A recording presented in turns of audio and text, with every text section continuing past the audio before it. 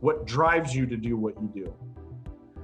Nothing gives me greater pleasure than push the thing out into the universe that is driving you to continue eating whatever kind of garbage you have to all day long to keep doing what you do.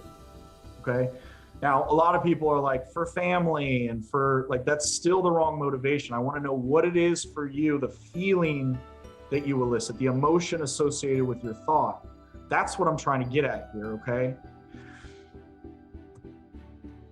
Nothing gives me greater pleasure. Okay, so take this statement there and plug it into your why. If you capture your inspiration in a simple statement, you will create gravity around your mission and you'll start to organically attract more of what drives you.